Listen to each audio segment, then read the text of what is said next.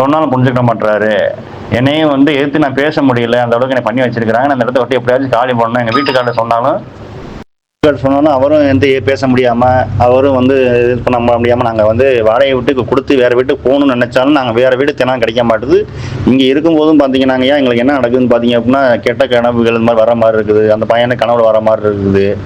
ஒரு கருப்பான உருவம் வர மாரி இருக்குது. ரொம்ப வந்து என்னால ஒண்ணும் உள்ள சமாளிக்க முடியலைங்க. என்னால வந்து அவ்வளோ வேதனைப்பட்டுக்கிட்டு இருக்கேன். எல்லாமே வந்து ஒரு முடக்கமான மாரி இருக்குது. வீட்டுக்குள்ள வந்து ஒரு தெய்வ சக்தியுமே கிடையாது. கெட்ட விஷயமா இருக்குது. அம்புட்டுமே கெட்டது தான் நடக்குது எனக்கு.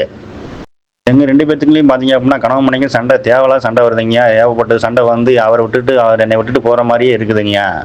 அப்படின்னு சொன்னாங்க. ஆக்சுவலா என்ன நடந்திருக்குன்னு பார்த்தீங்க அப்டின்னா, இவர் வந்து வசிய கட்டு போட்டு வச்சு இந்த அவர வந்து அடையணும்னு சொல்லக்கூடிய விஷயம் தான் எல்லாம் பண்ணி வச்சிருக்காங்க. இது ஃபுல்லாவே பார்த்தீங்கன்னா, மாந்திரீக ரீதியா பண்ணி இந்த அவர அந்த அம்மாவ வந்து தன்னை அடையறதுக்காண்டி எல்லா விஷயமும் பண்ணி வச்சுட்டாரு. இப்ப இந்த அம்மா வந்து ரிலீஃப் ஆகுறதுக்கு வந்து முடியாம இருந்தா நம்மள்ட்ட வந்து வந்திருக்காங்க. நம்பர் கிடைச்சுன்னு ஃபோன் பண்ணியிருக்காங்க. சொன்னது பார்த்தீங்கன்னா, ஐயா எங்க வீட்ல அந்த அவர்ட்ட என்ன ஃபோட்டோ வேணா என்னால பண்ண முடியும். மத்த பொருள் என்னால அனுப்ப முடியாது. ஐயா நான் நேர்லயும் வர முடியாது என்னால.